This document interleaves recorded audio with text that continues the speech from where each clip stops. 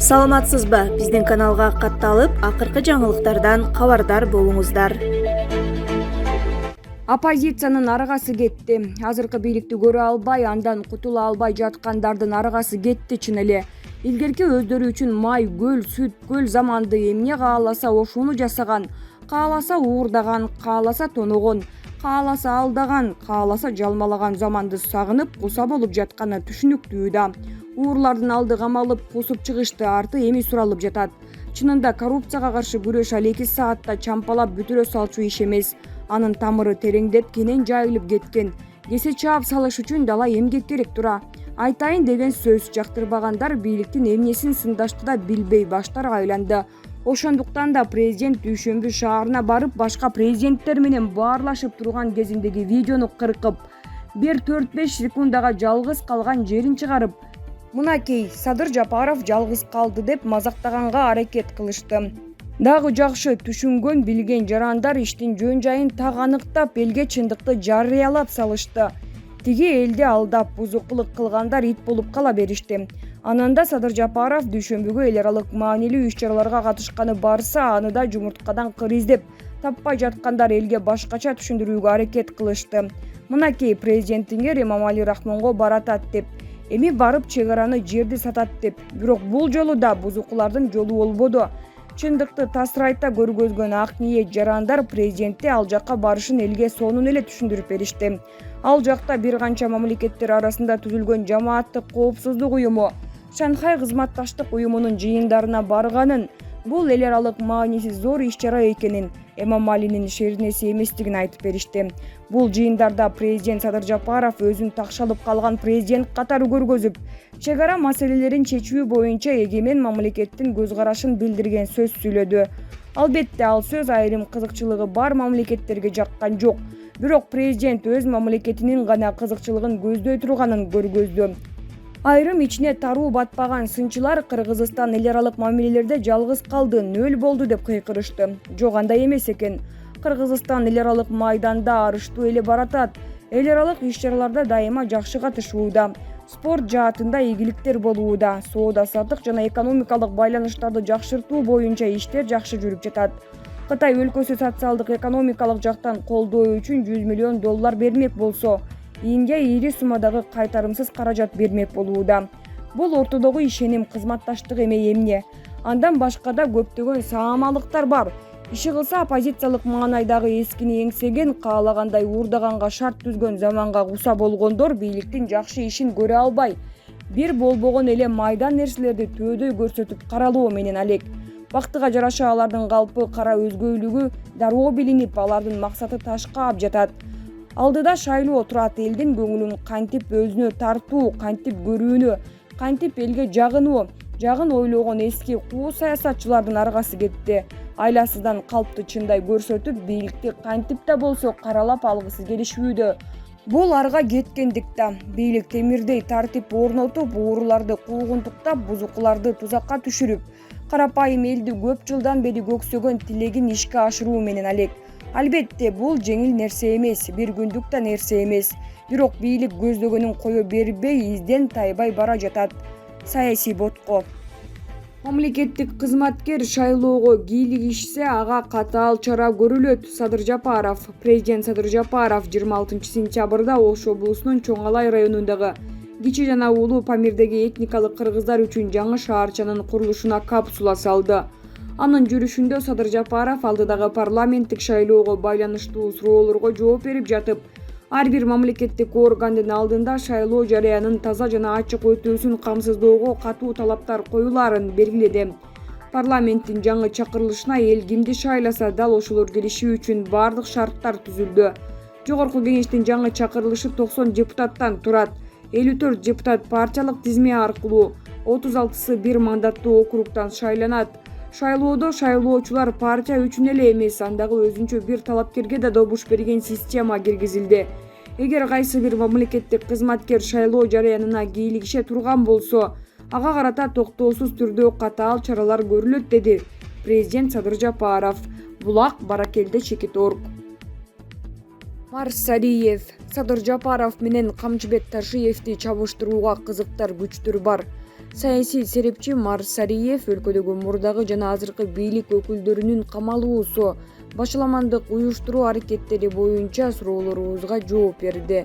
Учурдагы массалык камоолор боюнча кандай пикирдесиз?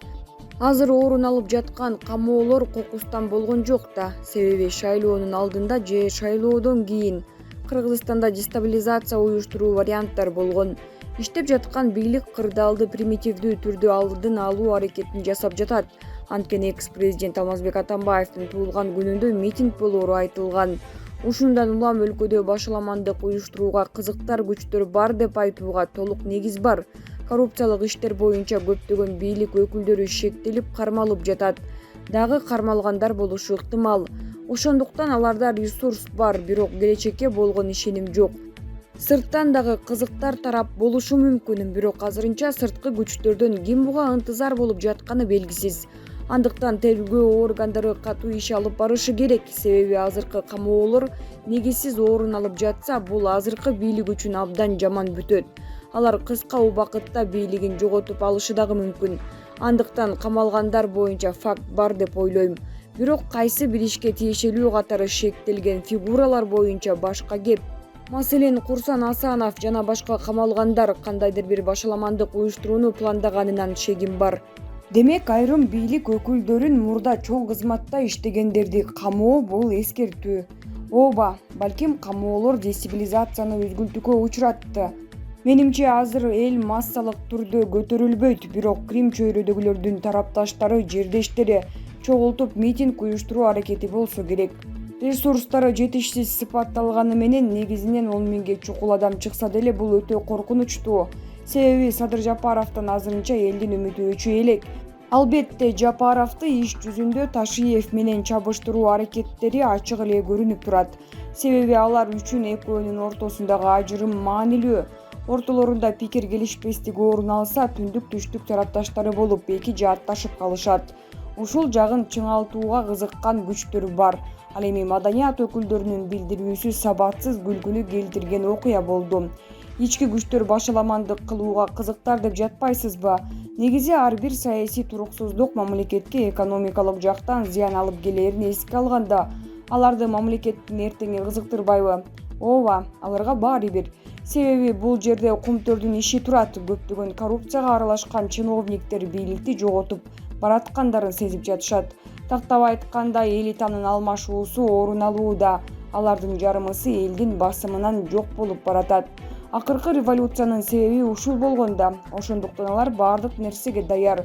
Бул инвестициянын чыгып кетишине, ишенимдин жоголушуна алып келээрин жакшы билишет. Кризистин, ачкачылыктын, акчанын жетишсиздигинин, бензиндин баасынын өсүп кеткенинин фонунда адамдар нааразычылыкка чыгат деп күтүп жатышат. Бензиндин баасынын көтөрүлүшү дагы кооптуу жагдайды жаратты. Россия бизге квота бербей жатат. Бул дагы жакшы эмес. Бакиевди бийликтен кетирерде дагы Россия нефти продукцияларын бизге ички баа менен берүүнү токтотушкан. Мунун баардыгы тынчсызданууну жаратат. Балким алар экономикалык пайдага карагандыр же Тажикстан, Афганистанга өтүп жаткан контрабанданы эске алышкандыр. Ошондой болгон күндө деле Россия Кыргызстанда тынчтык болушуна кызыктар болушу керек эле. Бизге берилген жеңилдиктери өзгөртүп, күйүүчү майлоочу майдын баасы өссө, эл арасында нааразычылыктар күчөй турганын Россия абдан жакшы билет. Мен сырткы кызыктар тарап Россия экенин айткым келбейт, бирок мени ушул суроо кооптондурууда. Азыркы иштеп жаткан президенттин аракеттерин кандай баалап жатасыз?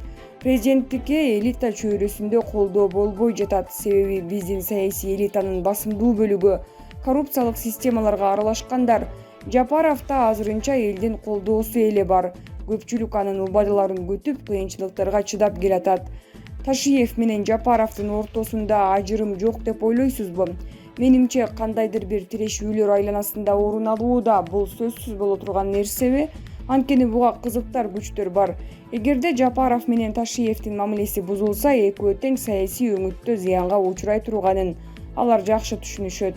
Булак арба чекиткей же. Бактыбек Калмаматов: Атамбаев жазаны жалгыз алып жатат, анын командасы боштондукта. Булар бир короо, деди экс-депутат Бактыбек Калмаматов. Мен сиздерге бир чындыкты айтып коеюн. Садыр Жапаровдор болуп Кумтөр маселесин көтөрүп калдык. Себеби биз оппозицияда жүргөндө дагы Кумтөрдү эле айта берчүбүз. Парламентке келдик дагы Кумтөрдү чечишибиз керек дедик. Садыр Жапаров комиссиянын төрагасы болуп калды. Ошондо жогорку кеңештеги фракция лидерлери Кумтөр улутташтырылсын деген документти ушунчалык колдогусу келсе да, Кумтөр улутташып кетсе, Садыр Жапаров улуттун лидери болуп кетет деген кызганычтан улам ал токтомго атайлап каршы добуш беришип, кээ бири сулуу чымчык болуп сессияга качып келбей койду. Мына чындык, бет кабыжук айтсам. Мен ошондо ата мекенде болсом дагы Садырдын улуттук лидер болушуна каршы болсом да, элден коркуп Садыр Жапаровдун Кумтөр улутташтырылсын деген токтомуна добуш бердим. Бирок мен мунун жазасын алып көчөдө калдым. Садыр Жапаров улут лидери болуп кетет деп ошол кездеги бийлик атайын токтомду колдотпой коюптур. Атамбаевдин жана анын командасы жазасын алдыбы? Атамбаев командасы менен жаза ала элек, булар бир коро. Биз бүгүн эң чоңун алып чыгып, союп жейбиз дегендей эле болуп жатабыз. Азиз Батукаевдин иши чындап, Азиз Батукаевди качыргандарды камоо эмес экени билинип калды. Жөн эле ошонун шылтоосу менен Атамбаевди камап, бийлик өзүнүн оппонентинен гана котулууну көздөгөнү билинип калды. Булак Назар Ньюс чекитке ийже.